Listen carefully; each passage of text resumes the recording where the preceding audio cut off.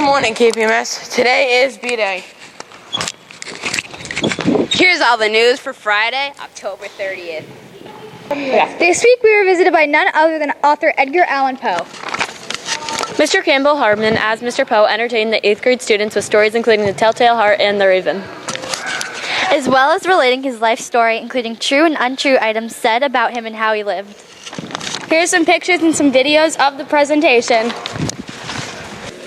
So let's start with one that you might already be familiar with. The Telltale Heart. True. Nervous. Very, very dreadfully nervous. I had been. And am. But why will you say that I am mad? The disease had sharpened my senses, not destroyed, not dulled them. Above all was the sense of hearing, acute. I heard all things in the heavens and in the earth. For a whole hour I did not move a muscle. Villains! I shrieked. Dissemble no more. I admit the deed. Tear up the planks. Here! Here! It is the beating of his hideous heart. Thank you. There are only 2 statues of American poets in America, and they're both of me.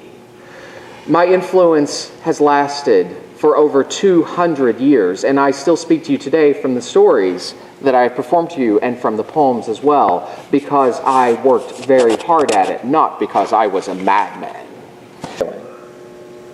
But I continued to write, and I did the best I could, and I penned The Raven, a poem that was so immediately popular that I was asked to do exactly what I'm doing today, which is appear before crowds talking about my theories of writing, my theories of poetry, my ideas, the inspiration of The Raven, and so on and so forth. At first it was to private homes in New York, and eventually to 5,000 people in Boston.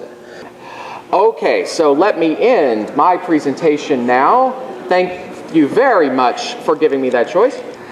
The Raven, first published in 1845 when I was only 36 years old and only 4 years away from my death.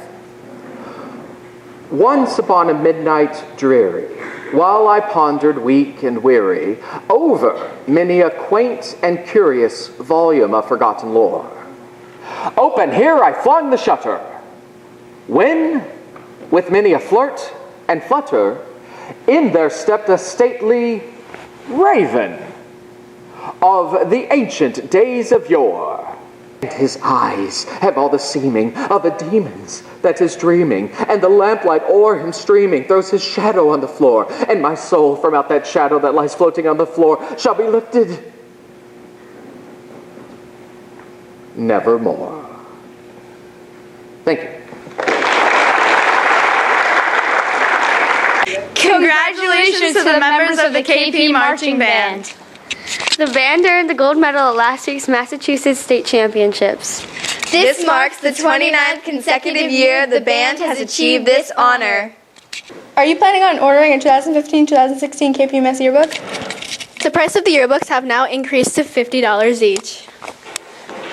Please go to www.jostnsyearbooks.com to order your yearbook now. Reminder, Ski Club registration is going on right now. If you want to be one of the 300 students who goes on the ski trips, sign up as soon as possible. Go to the KPMS website, click on Activities, Ski and Snowboard Club, and sign up with Wachusett First, then with KPMS. See Mr. Allen in room 207 if you have any questions. Beginning November 2nd, the KPMS Student Council will be sponsoring a food drive to help local families in the local food pantries. All non-perishable food items count as 1 point, and teams will be given double and triple point items. In the years past, the competition has been fierce. The science department dominated the competition last year to take home the coveted food drive trophies. Please bring in all non-perishable items and place them in the boxes provided in your homerooms by Friday, November 13th. The winner of the food drive will be announced at this year's pep rally the day before Thanksgiving. Here are the teams and the bonus items. All right, we're going to apologize in advance. We cannot pronounce some of the names, but we're going to try our best. Team 1 is math, and their double item is rice. The teachers are Mrs. Anderson, Mrs. Brady, Mrs. Hartwell, Mrs. McGovern, Mr. McKean, Mrs. Murphy, and Mrs. Runyon. Team 2, language arts. Their double item is canned fruit. Mr. Jacobson, Miss Hughes Rogan, Miss Longden, Miss Osborne, Miss Parker, Miss Planetta, Miss Russell, and Miss Stoller. Team 3, science. Their double item is mashed potatoes. Miss Adams, Dr. Austin, Miss Bond, Miss Curtin, Miss Leone, Miss Hall, Miss Wilford, and Miss Vericcioni. Team 4, UA/FL. Double item is juice boxes. Mr. Allen, Mr. Bean, Mrs. Bernice, Mr. Cooney, Mr. Cowell, Mr. DeWolf, Mr. Kehoe, and Mrs. Rice. Team 5 is history.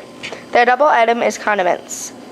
The teachers are Mr. Holland, Mr. Jones, Mr. Katouche, Miss McIntyre, Mrs. Montgomery, Mrs. Ryan, and Mrs. Susie.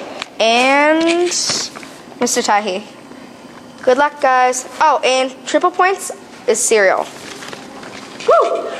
Today in the featured artist showcase, we have Aboriginal watercolor paintings done by 7th grade students. Geometric designs and patterns are an important element in Aboriginal art. Symbolic meaning is represented in Aboriginal art. Opaque paint was used to create a strong impact with the bright colors. I like this one because of the pattern. Good job, Cameron Stringfellow. I like this one because I like turtles. Great job, Emma. I like this one because of the colors. Good job, Monica. I like this one because I like squares. Nice job, Graham Randall. Next week, Friday, November 6th, is the end of term 1. Which means if you have any missing work to turn in, get it turned in ASAP. Before those zeros get reported on your report card next Friday. And now it's time for this week's Something to Think About. This week's Something to Think About was submitted by Miss Stoller. It is a quote from Eleanor Roosevelt. It goes as follows. Great minds discuss ideas, average minds discuss events, small minds discuss people. Teachers, please have your students stand for the Pledge of Allegiance. The pledge will be followed by a short moment of silence.